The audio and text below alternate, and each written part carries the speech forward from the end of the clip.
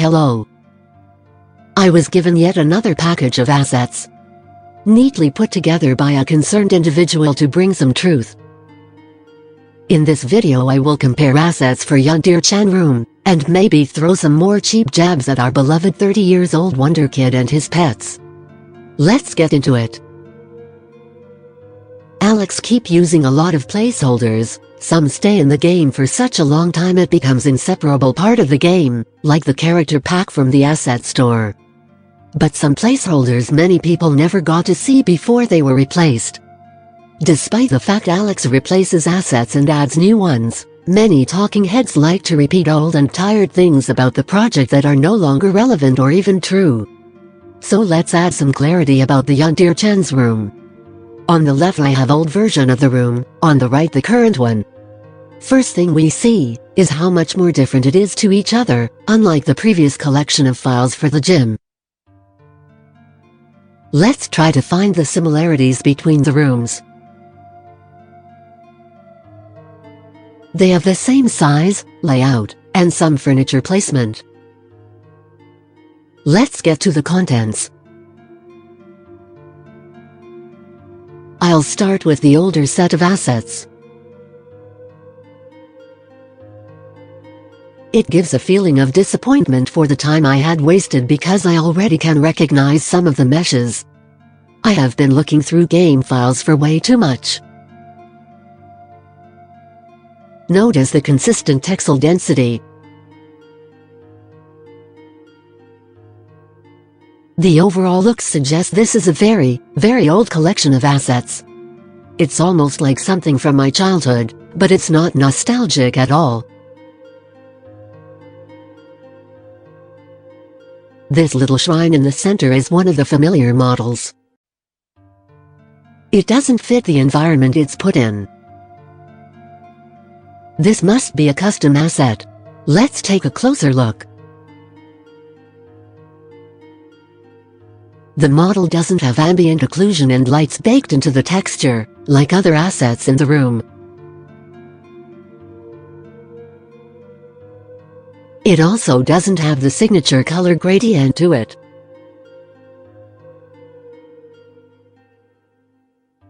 Looks like the apple doesn't have smoothing set right.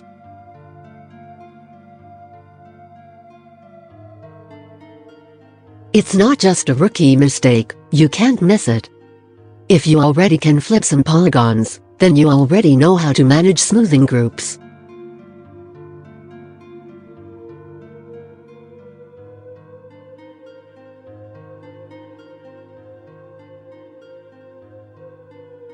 My hunch is tingling. There is something going on what we don't see.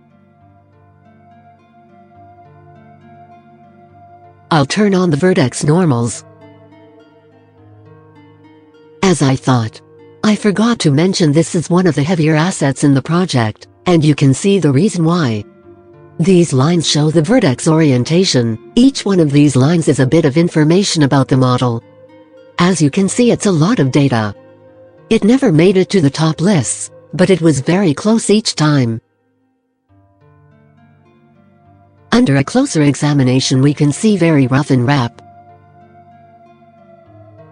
This is some very lazy job, or a very amateur job. I'll detriangulate this to make it more easy on the eye. The UV islands should be as straight as they can get, and be aligned on the coordinates to avoid distortion on the edges.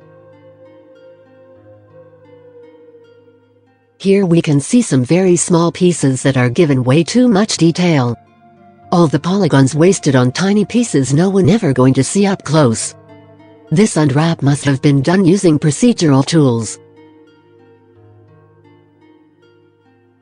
This is the quality you're getting for the price of a whole lot of nothing. Judging by the overall roughness of the model, I believe this was not meant to be the final version of the shrine. I should note, it's normal for a project to have very poorly made assets for prototyping. But in case of Yandere Simulator we don't know half of the time if we are dealing with the proof of concept or a beta version. The bed. It's very simple, and yet it has some issues. Some people voice their concerns about extracted assets being corrupted by the software, but I doubt that being the case. Same as with the Apple, this mesh has messed up smoothing, and it's not detached polygons. Looking at the headboard, we can see some edge of the texture showing. Could it be poor bake, or did someone touch the unwrap? The computer table. It's a reasonably detailed model. Very simple geometry, all the details are in the texture. The only thing that bothers me is the mouse. It's not just the polygon count, it's the edge flow, pretty odd. Door into the room is not an actual object. It's baked into the texture of the wall. Only the doorknob is made out of actual polygons. Various furniture is stacked in the same spot. I assume it was changed as Alex was getting new ideas, until he finally made a new room.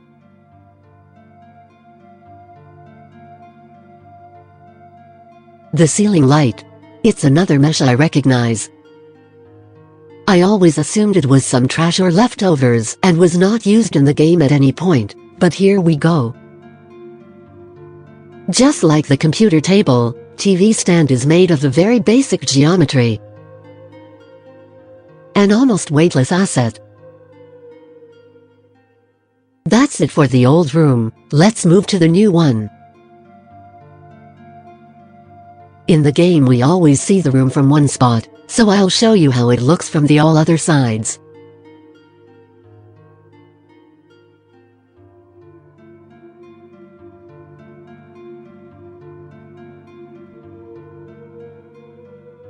It's a lot more clean, and it doesn't give away an impression it was sealed for decades to collect dust and cultivate fungus.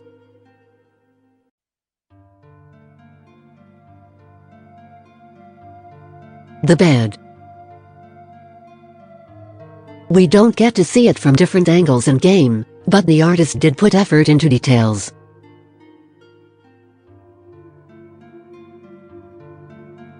However, these are pretty poor pillows. You can get a more convincing shape even without use of cloth simulation.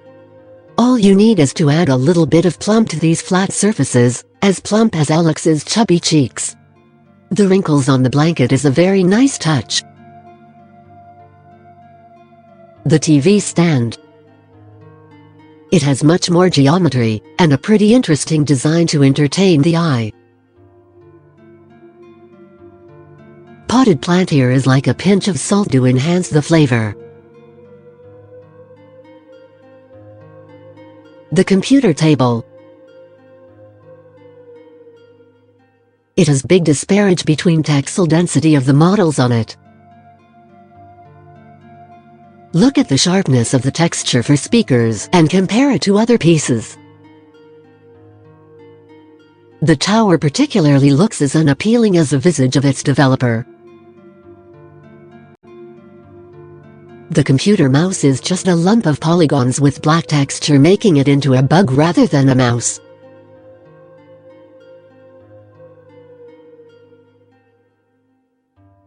The chair is nicely done, with cute wrinkles and a subtle press circle to give it used look.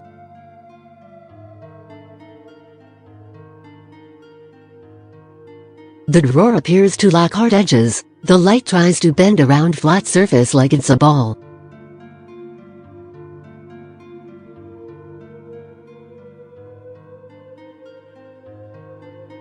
A source of infinite knowledge and wisdom, stand filled with Japanese comic books.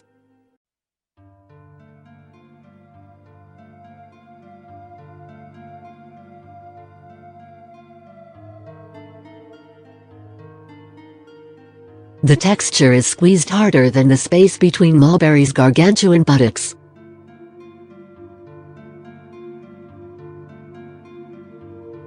Unlike in the older room, here, the door is made out of actual geometry.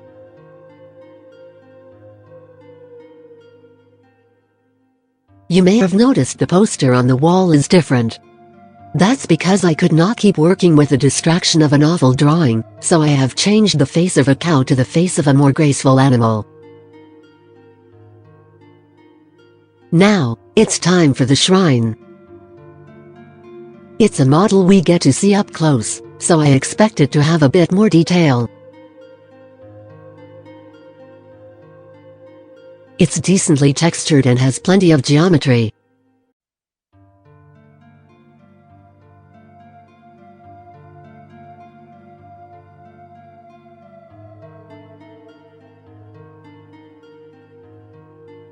Let's open it. It raises so many questions, answers to which I don't want to know. Look, the toothbrush. This time it's a detailed object that doesn't come with a load of garbage polygons.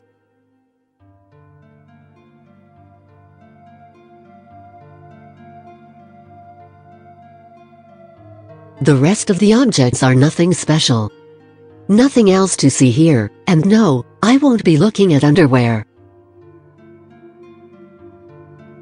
Among all the models in the room, there is one that really bothers me.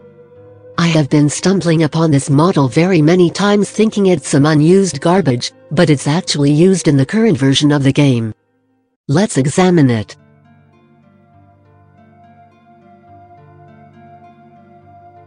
It has a lot more polygons than it needs, messed up smoothing, awful texture, and some broken parts. Let's take a look at its unwrap. I wasn't expecting anything other than that.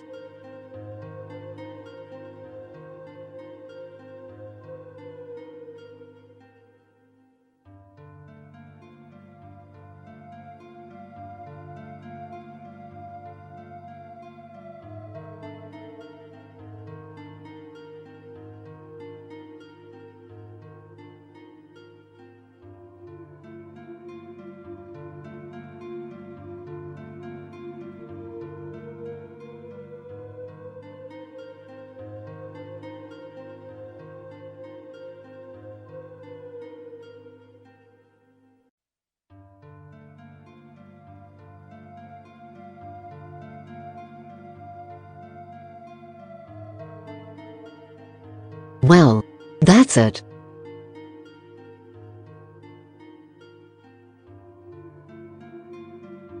The new room appears to be made completely from scratch. It had been in use for a very, very long time, but despite very obvious difference, people keep repeating wrong statements and irrelevant facts. We already know people like to lie about the development of Yandere Simulator and its developer for attention, views, and for cheap entertainment. I have covered a case of manufactured leftovers revealing how little talking heads know when they speak on the subject they have no experience in. There are even more lies and deception around the development of the project, and it seems to be coming from the very people who claim to have moral high ground and purity of will.